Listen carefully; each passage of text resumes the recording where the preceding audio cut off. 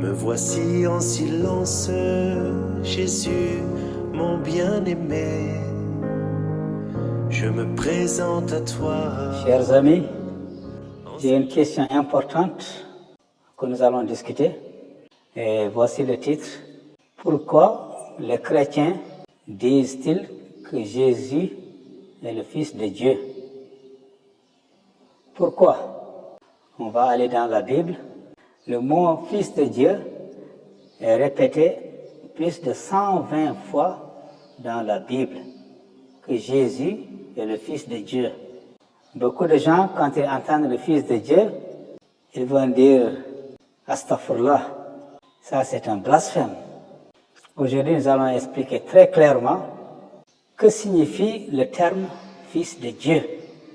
Et quand on dit cela, nous ne voulons pas dire que Dieu a une femme, a eu des rapports sexuels et que Jésus-Christ est né.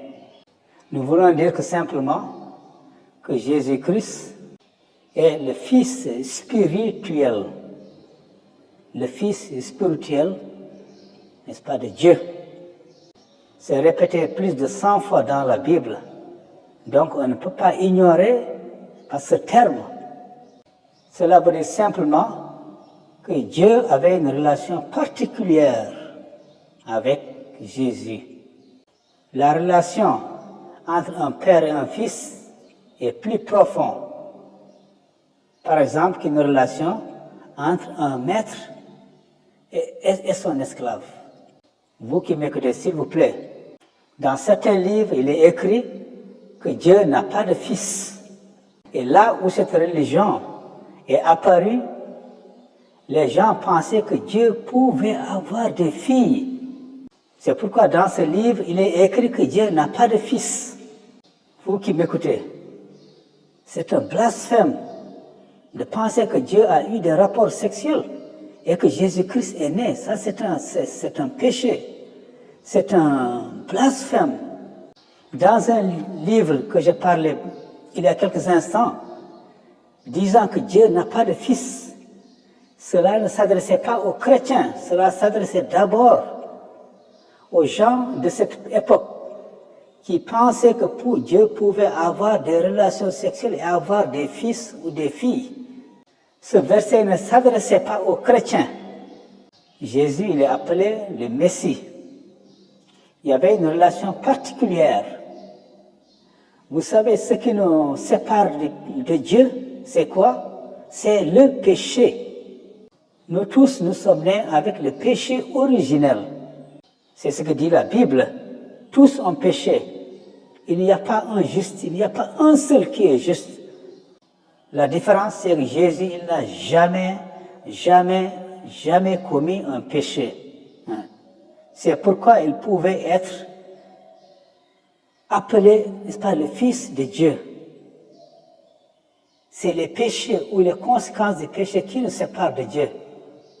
Jésus est appelé le Fils de Dieu parce qu'il y avait cette relation intime, cette relation profonde. C'est pourquoi il avait la capacité de pardonner les péchés des gens. Il avait la capacité de faire des miracles, de ressusciter les morts et de dire ce qu'aucun prophète n'a dit ou fait vraiment avant lui. C'est à juste titre que les chrétiens continuent à appeler Jésus le Fils de Dieu. Et ceci jusqu'à la fin des temps. C'est la raison principale et pourquoi on pense, on croit en tant que chrétien que Jésus est une personne spéciale. Il est le Messie, celui qui est oint, celui que Dieu, n'est-ce pas, a choisi et qui a fait des choses que personne n'a fait. C'est pourquoi il est écrit dans la Bible qu'il est appelé le pont, il est appelé le médiateur entre Dieu, n'est-ce pas, et les hommes. Parce qu'il a versé son sang pour que nous puissions être vraiment rachetés, n'est-ce pas, de Dieu. C'est ça la différence. C'est cette raison que je viens d'expliquer pourquoi on appelle Jésus le Fils de Dieu. Je vous remercie.